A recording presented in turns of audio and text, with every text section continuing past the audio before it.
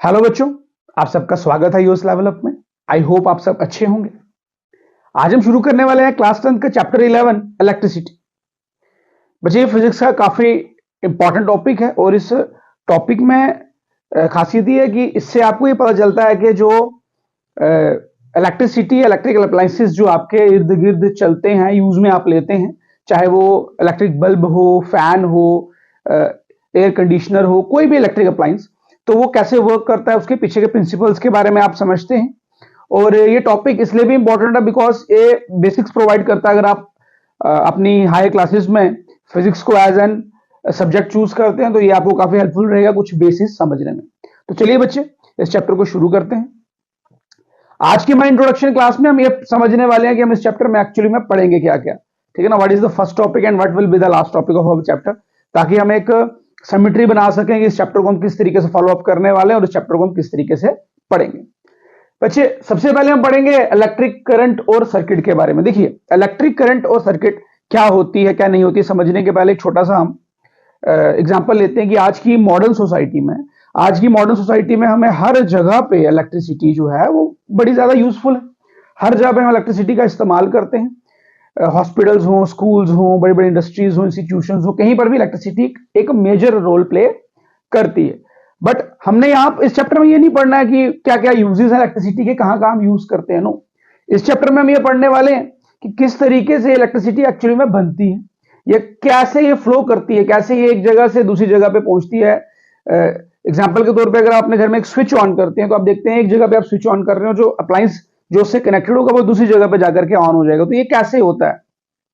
Flow of charge है, यहां पर एक चीज फ्लो कर रही है फ्रॉम सर्किट, है ना। ये सब कुछ हम इस चैप्टर में पढ़ने वाले हैं। देखिए क्या क्या पढ़ेंगे हम इस चैप्टर में। Electric current and circuit, electric potential and potential difference, circuit diagram, Ohm's law. देखिए एक एक करके हम इसको फॉलो अप करते हैं। नंबर 1 है इलेक्ट्रिक करंट एंड सर्किट। देखिए, हमें पता है कि फ्लो ऑफ वाटर, हम एग्जांपल लेंगे आपकी एनसीईआरटी में बहुत अच्छी एग्जांपल देगी। फ्लो ऑफ वाटर क्या जनरेट करता है? Water current.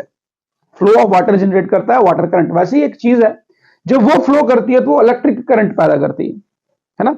अगर काफी तेज हवा चल रही है, एयर करंट पैदा हो रहा है। अगर पानी फ्लो करता है तेजी से तो वो वाटर करंट पैदा करता है। सिमिलरली क्या फ्लो करेगा कि इलेक्ट्रिक करंट पैदा होगी? तो बच्चे वो होगा चार्ज, वो होगा हमारा चार्ज। जब चार्ज फ्लो करता है तो वो क्या प्रोड्यूस करता है? Electric current. और इलेक्ट्रिक करंट को हम सिर्फ अकेले में नहीं पढ़ेंगे, इलेक्ट्रिक करंट और सर्किट में वो कैसे फ्लो करती है। सबसे पहला टॉपिक हमारा इस चैप्टर का यही रहने वाला कि what is electric current and circuit. Second topic रहेगा electric potential and potential difference. देखिए क्या है, जिस तरीके से आपको पता है अगर आपने पानी एक जगह से दूसरी जगह पे सप्लाई करना है तो क्या होना चाहिए? एक जगह पे प्रेशर हाई, एक जगह पे लो होना चाहिए ना। अगर आप ऊपर से नीचे की तरफ पानी जो है ट्रांसपोर्ट करना चाहते हैं तो एक जगह से पानी डाला जाएगा और दूसरी जगह से पानी निकलेगा ना। There should be a higher and a lower level, तभी तो पानी फ्लो करेगा। सिमिलरली चार्ज के फ्लो करने के लिए भी ना दो अलग अलग हमें क्या चाहिए? दो डिफरेंट एंड्स चाहिए। और उन्हीं दोनों डिफरेंट एंड्स का जब हम मेजरमेंट लेंगे, electric potential and potential difference, जो दोनों एंड्स के बीच में डिफरेंस रहने वाला वही हमारा क्या कहलाता है? Electric potential and potential difference. और इसको हम वोल्टेज भी बोलते हैं।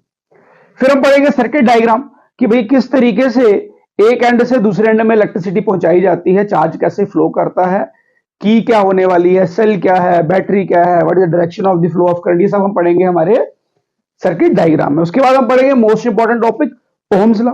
ओम्स लॉ क्या है? एक्चुअली इस लॉ में हम पढ़ेंगे relationship between the potential difference and current flow, कि पोटेंशियल डिफरेंस कैसा होगा तो करंट कैसा होगा, ज्यादा होगा, कम होगा, क्या होगा, सब कुछ हम इसमें पढ़ेंगे। और ओम्स लॉ में हम पढ़ने वाले हैं रेजिस्टेंस एंड रेजिस्टिविटी। देखिए रेजिस्टेंस, रेजिस्टिविटी हो सकता है आपके लिए नए टॉपिक्स हो या शायद आपने इसका नाम पहले भी सुना हो, कि जब इलेक्ट्रिक करंट फ्लो करता है किसी भी कंडक्टर से, आपने पढ़ा हुआ ना, कंडक्टर, इंसुलेटर, सेमीकंडक्टर्स, जब किसी कंडक्टर से इलेक्ट्रिक करंट फ्लो करता है तो पूरा का पूरा इलेक्ट्रिक करंट फ्लो नहीं कर पाता। कंडक्टर जो है कुछ प्रतिशत इलेक्ट्रिक करंट को फ्लो करने से रोकता है, तो वही कहलाता है हमारा रेजिस्टेंस फिनोमिना। जब हम पढ़ेंगे रेजिस्टिविटी के बारे में पढ़ेंगे। उसके बाद हमारी बात है कि जो रेजिस्टेंस है, factors on which the resistance of a conductor depends, एक कंडक्टर की जो रेजिस्टेंस है वो किस किस पर डिपेंड करती है, ये पढ़ेंगे हम। कि अगर कंडक्टर की लेंथ लंबी होगी तो रेजिस्टेंस ज्यादा होगी कम, कंडक्टर का एरिया ज्यादा होगा तो रेजिस्टेंस ज्यादा होगी कम, ये सब हम इसमें पढ़ेंगे। उसके बाद है resistance of a system of resistance. देखिए रेजिस्टेंस क्या हो गया, जो अपोजिशन दी जाएगी कंडक्टर के द्वारा किसको, इलेक्ट्रिक करंट को। रेजिस्टर क्या हो गया, वो आइटम्स जो करंट को रेजिस्टेंस प्रोवाइड करेंगे। तो हम इस टॉपिक में दो इंपॉर्टेंट सब टॉपिक पढ़ेंगे। बहुत इंपॉर्टेंट है कि रेजिस्टेंस जब सीरीज में लगाई जाती है तो क्या होता है, और रेजिस्टेंस जब पैरेलल में लगाई जाती है तो क्या होता है। देखिए बच्चे, आप में से कई बच्चे शायद ये टॉपिक ऑलरेडी कहीं ना कहीं पढ़ के आए होंगे, या फिर आपने कभी ना कभी इनके बारे में सुना होगा, लेकिन कुछ बच्चे ऐसे होंगे जो इस टॉपिक के बारे में बिल्कुल भी नहीं जानते। तो आपको घबराना बिल्कुल नहीं। जब हम इन टॉपिक्स को करेंगे तो हम इसको बिल्कुल सिंप्लीफाइड तरीके से करेंगे। एक एक टॉपिक जो मैंने आपको बताया सब हम एक एक करके चलते रहेंगे। आज तो इंट्रोडक्शन क्लास है, तो हम इंट्रोडक्शन में ये पढ़ रहे हैं कि हमने इस चैप्टर में पढ़ना क्या क्या है। वन बाय वन हम इसको पढ़ते जाएंगे, और जो दिक्कत आपको है वो सारी की सारी दिक्कत दूर होती जाएगी। एक टॉपिक खत्म करने के बाद हम दूसरे पे, दूसरे के बाद तीसरे पे जाएंगे। फिलहाल हम देख रहे हैं कि इसमें पढ़ना क्या क्या हमको। उसके बाद हमारे पास है heating effect of electric current, its application. देखिए बहुत इंपॉर्टेंट टॉपिक है। जब करंट प्रोड्यूस होती है तो करंट से हमें हीट मिलती है। देखिए आपको पता होना चाहिए कि इलेक्ट्रिक करंट भी क्या है, it's a form of energy, और हीट भी क्या है, it's a form of energy. ठीक है ना। तो इलेक्ट्रिक करंट जब प्रोड्यूस होती है तो उसी के साथ साथ हीट भी प्रोड्यूस हो जाती है। तो इलेक्ट्रिक करंट से प्रोड्यूस होने वाली हीट जो है उसका हम कैसे कैसे इस्तेमाल करने वाले हैं वो भी चैप्टर में पढ़ेंगे। बहुत इंपॉर्टेंट टॉपिक है। उसके बाद इलेक्ट्रिक पावर क्या होती है ना, कि भाई कौन सा अप्लायंस आपका कितनी पावर लेता है चलने के लिए।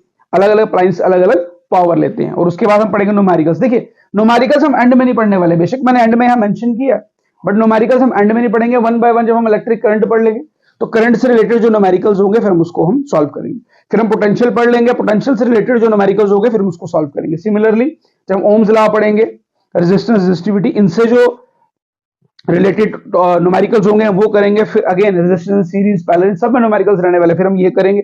फिर heating effect of electric current का हम न्यूमेरिकल करेंगे, और एंड में इलेक्ट्रिक पावर का भी हम न्यूमेरिकल करेंगे। तो न्यूमेरिकल्स हम एंड में नहीं करेंगे, बल्कि जैसे जैसे हमारा एक एक टॉपिक होता जाएगा उसके साथ जो भी रिलेटिव हमारे पास न्यूमेरिकल्स होंगे हम उनको सॉल्व करते चलेंगे। तो बच्चे इस चैप्टर को बिल्कुल ध्यान से आपने समझना है। बहुत ही इंटरेस्टिंग चैप्टर होने वाला और टॉपिक से काफी अच्छे हैं।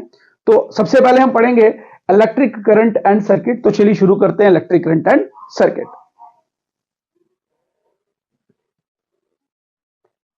तो बच्चे अब हम शुरू करेंगे इलेक्ट्रिक करंट, और हम समझेंगे कि इलेक्ट्रिक करंट एक्चुअली में होता क्या है in terms of its definition. क्योंकि electric current is expressed by the amount of charge flowing through a particular area in unit time. देखिए दो तीन वर्ड्स आपको यहां पे ध्यान देने हैं। Electric current is expressed by the what, amount of charge, कि भाई कितना चार्ज एक पर्टिकुलर एरिया से फ्लो करता है, वो भी यूनिट टाइम में, वो भी यूनिट टाइम में। यानी कि charge flowing through a area per unit time is termed as electric current. देखिए मैंने आपको इंट्रोडक्शन में बताया कि जैसे वाटर फ्लो करता है तो वाटर करंट है, एयर फ्लो करता है तो एयर करंट है। सिमिलरली जब चार्ज फ्लो करता है तो इलेक्ट्रिक करंट है। अब कितना चार्ज कितने समय में कितने एरिया से फ्लो करेगा वो डिटरमाइन करेगा हमारी कितनी इलेक्ट्रिक करंट है। द अमाउंट ऑफ चार्ज, कितना चार्ज एक पर्टिकुलर एरिया से बहता हुआ जा रहा है यूनिट टाइम में, है ना। इट इज डिनोटेड बाय आई, और इसका सिंबल जो है करंट को डिनोट करने का जो सिंबल है वो क्या रहने वाला बच्चों, आई। आगे हम देखेंगे, देखिए ना, आई को हमने डिनोट किया कि current, current equals to charge. हम देखेंगे कि नेट चार्ज अगर क्यू है, charge amount of charge through a particular area in a unit time, per unit time, Q upon T. In other words, electric current is the rate of flow of electric charges. कि electric charges कितने समय में कितना बह रहे हैं एक particular area से, वो हमारी करंट है। क्या है करंट, कि भाई एक पर्टिकुलर एरिया में, एरिया मतलब वायर्स में, एक वायर में कितना चार्ज फ्लो कर रहा है पर यूनिट टाइम में। एक वायर के थ्रू या किसी और कंडक्टर के थ्रू, किसी अप्लायंस के थ्रू कितना चार्ज फ्लो करता है in a second per unit time, उसे हम क्या कहते हैं बच्चों, electric current. In circuits using metallic wires, electrons constitute the flow of charge. Actually में जो ये चार्ज है, जो हम बोल रहे हैं कि flow of charge is called current, flow of charge is called current per unit area, per unit time. तो भाई ये जो चार्ज है एक्चुअली में क्या है, it is the flow of electrons, it is the flow of electrons. देखिए मैंने नीचे एक और वर्ड लिखा पॉजिटिव चार्ज। जब इलेक्ट्रिसिटी का बोलेंगे हम, इलेक्ट्रिसिटी की क्या हुई, खोज हुई, तब इलेक्ट्रॉन्स की जानकारी नहीं थी।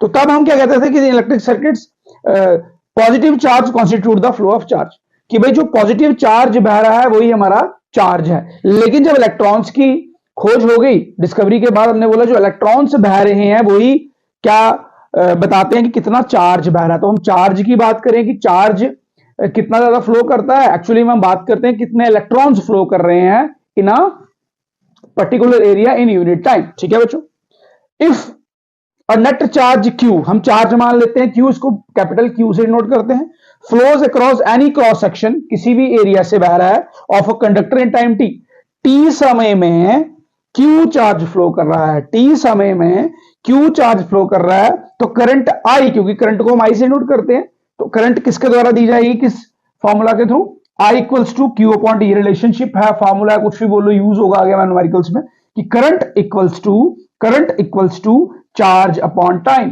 Q is charge, T is time.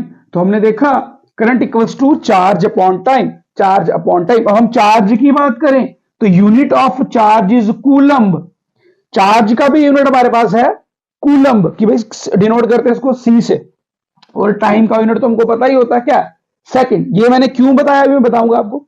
और जो करंट है, करंट को मेजर करने के लिए यूनिट क्या है, the unit of current is ampere, ampere capital A से इसको डिनोट करते हैं। और ये एम्पेयर नाम जो एक फ्रेंच साइंटिस्ट के नाम पर पड़ा हुआ, जिनका नाम है एंड्रयू मारे एम्पेयर, इनके नाम पर ये यूनिट पड़ा हुआ है करंट का। अब हम एम्पेयर को कैसे डिफाइन करेंगे, व्हाट इज एम्पेयर, एम्पेयर कितनी करंट बह रही है। देखिए I equals to Q upon T, अब हमने बोला जो करंट का यूनिट है वो एम्पेयर है, एम्पेयर, एम्पेयर जो है वो कैसे आएगा, चार्ज अपॉन टाइम। देखिए यहां पर हमारे पास है चार्ज, यहां पर है टाइम। अब मैंने आपको बोला चार्ज का यूनिट है कूलम और टाइम का यूनिट है टी, चार्ज का यूनिट है कूलम और टाइम का यूनिट है टी। तो भाई हम कब बोलेंगे कि करंट जो है 1 एम्पेयर फ्लो कर रही है, 1 एम्पेयर करंट तब फ्लो करेगी जब एक कूलम चार्ज 1 सेकंड में बहेगा। जब एक कूलम चार्ज 1 सेकंड में बहेगा तो हम बोलेंगे जो हमारी करंट है वो है बच्चे 1 एम्पेयर। तो बच्चे 1 एम्पेयर करंट, इलेक्ट्रिक करंट बहेगी कब, जब एक कूलम चार्ज 1 सेकंड में फ्लो करेगा। हम कब बोलेंगे कि करंट 1 एम्पेयर है, 1 एम्पेयर करंट तब फ्लो कर रही है जब एक कूलम का चार्ज, क्योंकि हमने करंट की डेफिनेशन क्या पढ़ी है, amount of charge flowing through a area in unit time. तो एक कूलम चार्ज, क्योंकि कूलम जो है वो चार्ज का यूनिट है, तो जब एक कूलम चार्ज 1 सेकंड में एक पर्टिकुलर एरिया से फ्लो करेगा तो हम बोलेंगे जो हमारी करंट है वो क्या है बच्चों, 1 एम्पेयर। तो बच्चे ये हमारी आ गई electric current, flow of charge in unit time denoted by I, the unit of current is ampere denoted by A, it is given after the name of a French scientist Andre Marie Ampere. उसके बाद हमने बोला कि जो flow of charge, actually जो चार्ज है इसको हम क्यू से नोट करते हैं, Q means charge flowing through area in unit time, और टाइम जो है वो टी से नोट करेंगे। ठीक है, और डेफिनेशन के अकॉर्डिंग जो हमारा रिलेशनशिप बन जाएगा वो क्या बन जाएगा, I equals to charge upon time, कितना चार्ज पर यूनिट टाइम में बह रहा है, I equals to Q upon T. Clear हो गया यहां तक। फिर हमने बोला दूसरे वर्ड में कह सकते हैं rate of flow electric charge, electric charge किस रेट से फ्लो कर रहा है वो हमारी इलेक्ट्रिक करंट है, what is current, the rate of flowing of electric charge in unit time. ठीक है, फिर एक्चुअली में जो चार्ज है वो खुद तो फ्लो नहीं कर रहा, चार्ज किसके थ्रू फ्लो कर रहा है, इलेक्ट्रॉन्स, जो इलेक्ट्रॉन्स फ्लो कर रहे हैं वही एक्चुअली में क्या है, चार्ज। तो जो इलेक्ट्रॉन्स फ्लो करते हैं उसे हम बोलते हैं चार्ज फ्लो करना। ठीक है, उसके बाद हमने बात की थी इलेक्ट्रिक करंट की, वो हमने समझा। और सर्किट क्या है, देखिए सर्किट का एक बेसिक सा स्ट्रक्चर मैंने यहां बनाया हुआ, इसमें आप क्या समझेंगे कि ये हमारे पास है बैटरी, बैटरी है क्योंकि हमने जब एक से ज्यादा सेल्स आपस में कनेक्ट कर दी वो बैटरी बन गई। ये बैटरी है, ये के यूनिट की एक की है, स्विच है ना, आपकी भाषा में स्विच, स्विच ऑन करेंगे तो फैन ऑन होगा, स्विच ऑफ कर देंगे तो फैन बंद हो गया। फैन कैसे बंद हो गया, क्योंकि आपने सर्किट तोड़ दिया। देखिए तार के साथ तार जोड़ी थी, आपने अलग कर दी, अलग कर दी, अब वो चार्ज फ्लो नहीं हो रहा। चार्ज फ्लो करने के लिए क्वांटिटी चाहिए, क्वांटिटी चाहिए। जब ये की जो है, ये डॉट जो आगे आप पढ़ेंगे सिंबल्स वगैरह, जब ये की में डॉट लगा तो ये सर्किट क्लोज है, और जब ये मैंने डॉट हटा दिया तो सर्किट टूट गया। तो जब मैंने इसको डॉट लगा दिया तो भाई अब इसमें करंट फ्लो कर रही है। उसके बाद आई क्या बताया मैंने आपको, आई जो है वो क्या है हमारी करंट। तो ये एरो बताता है कि करंट फ्लो करने का डायरेक्शन है पॉजिटिव से नेगेटिव की तरफ। ए है अमीटर, हम पढ़ेंगे आगे। ये मैंने एक बल्ब लगाया हुआ है, तो बल्ब ग्लो करेगा जब हम बैटरी से इसको कनेक्ट करेंगे। तो बैटरी क्या प्रोवाइड करेगी? चार्ज। कितना चार्ज फ्लो हो रहा है, कितना यूनिट टाइम है, जिसकी वजह से करंट पैदा होगी और यहां पर हमारा बल्ब ग्लो करेगा। तो ये पूरा का पूरा छोटा सा सर्किट है। आगे हम और बेसिक्स के साथ साथ आगे बढ़ेंगे कि भाई और कौन कौन से सिंबल्स सर्किट किस तरीके का। ये बेसिक्स आपके पास जो थे उसको मैंने क्लियर किया कि यार ये एक बैटरी लगा देनी है, बैटरी के बाद एक बल्ब कनेक्ट कर दिया, कोई भी एक चीज आप कनेक्ट कर दो जिसको आपको इलेक्ट्रिसिटी प्रोवाइड करनी है, और एक की लगा दी, की क्लोज होगी, स्विच ऑन होगा भाई साहब, तो ही तो हमें अप्लायंस काम करेंगे। स्विच ऑफ होगा तो अप्लायंस काम नहीं करेंगे। तो ये था आपका बच्चे first topic, electric current and circuit. अब इलेक्ट्रिक करंट और सर्किट का जो रिलेशनशिप हमारे पास आया, I = Q/T, इससे आपने ये भी निकाल दिया कि 1 एम्पियर करंट कब बोलेंगे? जब 1 कूलम चार्ज 1 सेकंड में बह रहा है। 10 एम्पियर कब बोलेंगे? जब 10 कूलम चार्ज 10 सेकंड में बहेगा। समझ रहे मेरी बात? ये आपका बेसिक सा क्या है बच्चे, एक रिलेशनशिप है, और इसी के बिहाफ पे अब हम कुछ न्यूमेरिकल्स करेंगे, और वो न्यूमेरिकल्स खत्म करने के बाद हमारा जो फर्स्ट टॉपिक होगा बच्चों वो फिनिश हो जाएगा। तो चलिए न्यूमेरिकल शुरू करते हैं।